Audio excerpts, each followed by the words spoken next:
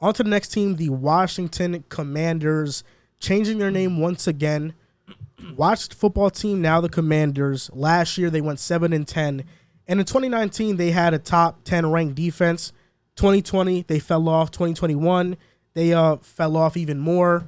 So what do you think Washington? Where do you think they'll rank this year? We know that they have been a quarterback away. Yes, they've had Dwayne Haskins, rest in peace to him, Taylor Heineke, Alex Smith, Kyle Allen, but Fitzpatrick, but he got hurt. Carson Wentz is supposed to be hypothetically the best quarterback they've had. Do you think the addition of Wentz is going to be enough for the Commanders to get back into the playoffs? I think it's easy to write off Carson Wentz, right? Especially we have a bad taste. We have a bad taste in our mouth. You would say that? Like you've done, correct. What do you mean? That you've written off Carson Wentz. I think he's a below average starter. Below average to average. Okay. I think it's very easy though to write off Carson Wentz as being. I don't think he's a franchise savior by any means, but I think he could be a game manager to average quarterback.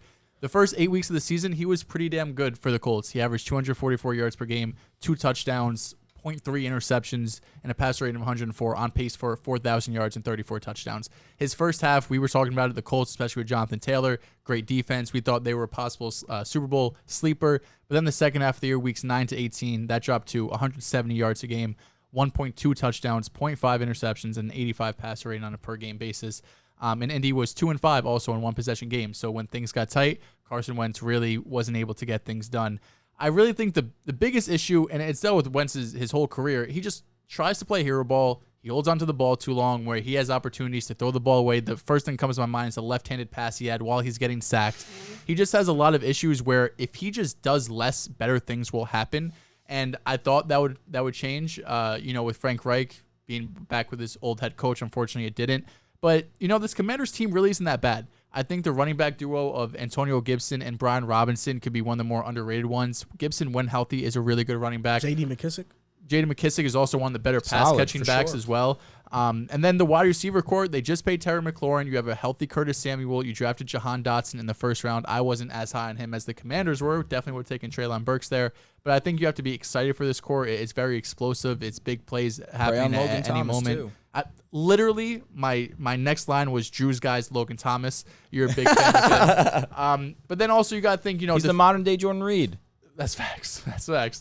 Defensively, that 2020 season, they had one of the best defensive lines in the league.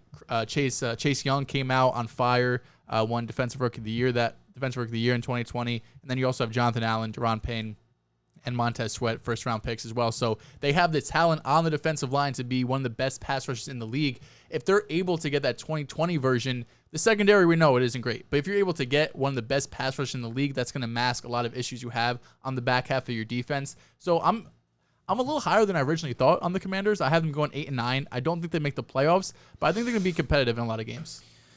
My concern is the secondary. William Jackson was brought into this squad to elevate this defense, right?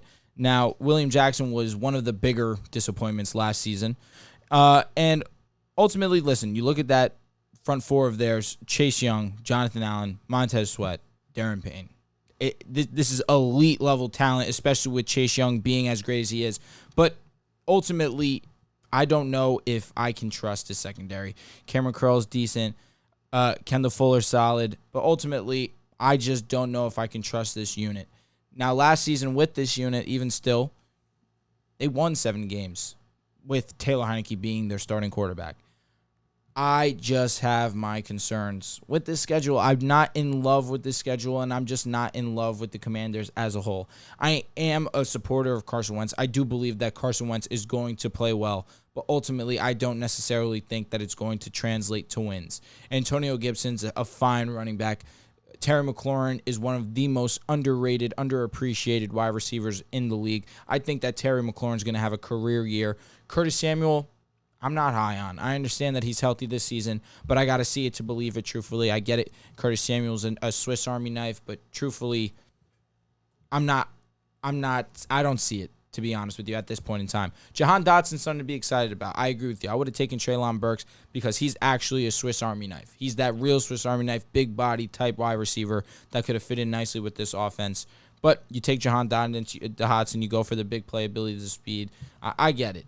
But Logan Thomas is the guy that I'm definitely excited for because Carson Wentz likes to throw to the tight end. And Logan Thomas, when he's healthy, is amongst the better tight ends in the league. I do firmly believe that. He's in like the 10 to 15 range of healthy. Which I'm fine with. There's some good tight ends in the league now. Disagree. There are some good tight ends in the league now. Healthy, is he better than Dawson Knox? No. That's Knox probably Is he better than Mike Gesicki? It probably is 15 to 20. It's conversation. It is 15 to 20. Yeah, that's It's a conversation. Dawson Knox, what were you about to say about him? No, I was curious. I think Dawson Knox is in the 10 to 15 range.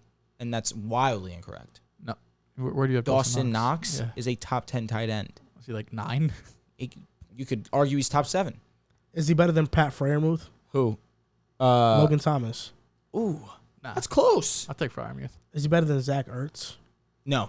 Zach's going to have a really good year Is this he year. better than Robert Tonyan? Yes. Yes. Is he better than Tyler Higbee? Yes. I guess. Is he better than Noah Fant? No. Yes. Logan Thomas? Yes. He's not better than Noah Fant, bro. Logan Thomas is solid. And I'm telling you, now that he has Wentz, if he stays healthy, he's gonna like play well. 30-something years old, coming off a big injury. So what? Tight ends. Doesn't matter. I think Noah Fant has a better year, Okay. which means he's better. These are the 15. I have Kelsey, Andrews, Kittle, Gronk. Well, he's retired. Pitts. So it doesn't matter. Pitts, Yep. Waller, Yep. Goddard, Hawkinson, Schultz, Hunter Henry, Where's Knox? Njoku, Ertz, Knox, Alberto, I think the highest grab is Freiermuth, 10. Gesicki. Who? I would take Knox? Schultz over him. I would take Hawkinson over him. Austin I wouldn't. Hooper or Logan Thomas? You would take Logan, I would or take sorry, Knox. You would take Knox I would. over For TJ Hawk. Hawkinson? I would. That's kind of insane. I'm telling you, when Knox was getting cooking in the offense, he got hurt. And even still, he continued to be a red zone threat. He did. If it wasn't for John going to New England, he'd be over Logan Thomas too. Johnu Smith, you're saying? Yeah, he's a better talent. I don't disagree over He that. had better production than him. Yeah, before going to New Yeah, England. yeah. Sure. Johnu's solid. Well, listen, almost everyone had more production than Listen, Logan 10 to Thomas. 15. I'm in. Okay. That being said, Logan Thomas, the savior, bro. This is The crazy. savior. are you insinuating that that's what I'm saying? I don't know. Okay, thank you very much. Because that's No, not. I'm no. just saying. I Logan know you- Thomas I know you don't think exactly, he's the savior. Not at all. not Kyle Pitts. But I will say that I am worried about the Commanders, and especially because I was going through my schedule predictions with the other teams, and it just seemed as if every time that I would have a team face the Commanders, I just always seemed to favor the other team. But after going through the schedule, it didn't end up being that bad. You have them with 8 wins. I have them around that 6 to 7 range. I have them beating Jacksonville, have them beating Philadelphia, have them beating have them beating Chicago, I have them beating Houston, have them beating Atlanta, beating the Giants. And that Cleveland game is just wishy-washy with me right now because I don't know what's going to happen with Deshaun Watson and that suspension. So I have that going either way. So that's why I have them in that 6 to 7 range. First of all, I think your disrespect to Curtis Samuel while then hyping up Logan Thomas in the same breath is kind of insane. That is I mean, pretty funny. amongst tight Because ends and receivers, Logan it's Thomas had completely 1 different. year where he had 600 yards receiving. Before that, his career high is 100 yards receiving. Then he got hurt. Curtis tragic. Samuel, before he got hurt with the Commanders last year with Carolina, had 850 yards receiving, 3 touchdowns, and 200 yards rushing. He is a Swiss Army knife. He is. Unfortunate that he got hurt. But looking at Washington, 23rd ranked offense, 25th ranked defense, I am surprised at how mediocre they have been, and Ron Rivera being stubborn and refusing to make a change at the coordinator position. When they made the playoffs, they went 7-10. Or 7-9. They were a mediocre football team that benefited from being in a horrible NFC East division. Scott Turner is still the OC. Scott Turner has had a bottom 20 offense every year he's been in Washington. Jack Del Rio, good DC, well respected, but we've seen his comments early in the offseason. I don't think he's a big fan favorite in the locker room. Ultimately, it's really on how much better you think Wentz makes this team, and I don't think he makes them much better. I don't. I think Carson Wentz is a bottom 20 quarterback in the league. You do have a healthy Logan Thomas, Curtis Samuel, Jahan Dotson was drafted, Andrew Norwell, they signed him from Jacksonville. But ultimately, I don't trust Scott Turner. I don't think Terry McLaurin is getting this huge upgrade because Carson Wentz is an inaccurate passer, and he's inaccurate. He's an upgrade from Heineke. He's an upgrade, yes, but he's It's not still saying inaccurate. much. It's also Yeah. It's also Terry McLaurin. So And the secondary is really their biggest problem. They ranked 29th in passing yards allowed last season, and that was them being significantly better in the second half of the season. And they ranked 29th in passing yards allowed in passer rating, 32nd in touchdowns, 28th in yards per attempt, and 25th in completion rate. The secondary also allowed 10 catches of 40 yards or more and 51 catches of 20 yards or more. William Jackson is still there. Kendall Fuller is still there. They're average corners.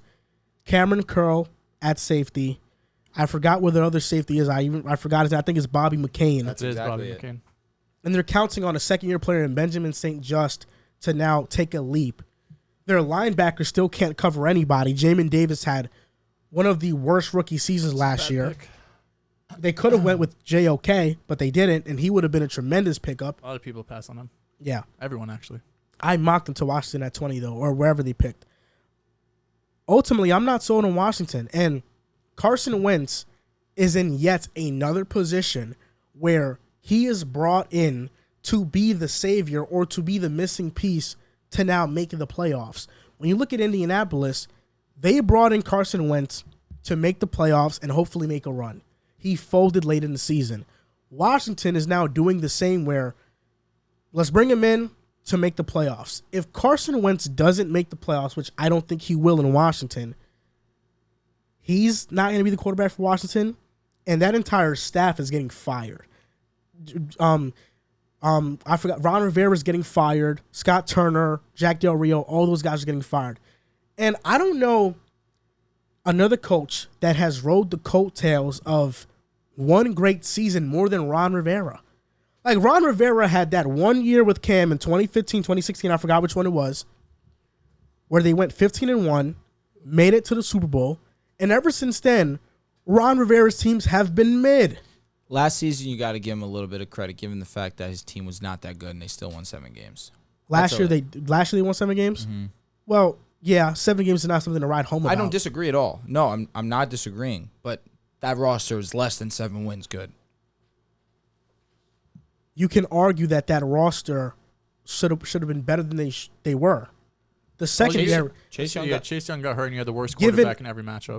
given the talent on that secondary, that it should not be a bottom 25 secondary in football. But at least there's a couple weeks this year where they have the better quarterback.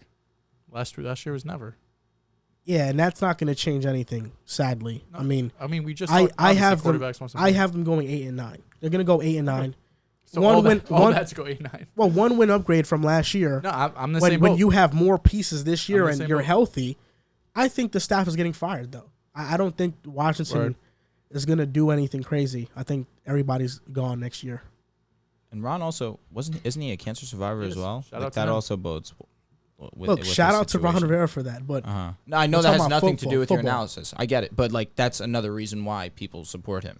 Sure. But I also give him his respect for going through that, coming back. This roster's mid, 7 wins. well, yeah. But ultimately, Because you're right, it's nothing to write home about. Carson Wentz is not a great quarterback. But or I would even say it's good. it's He's bigger. average. It's bigger than a marginal upgrade in this situation.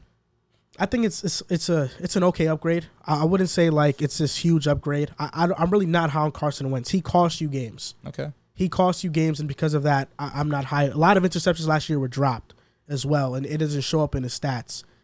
I mean, with the Colts, you have a great offensive play caller in Frank Reich, great offensive line, Great. Jonathan Taylor, Good. and you weren't able to make the playoffs. You folded late in the season. With Washington, lost with Jacksonville Washington, week that's 18. a much more unstable situation, not only offensively but also defensively, and also play calling wise. How are you going to take a jump? I just don't see it from Wentz. Okay. So 8-9 for the Commanders this year.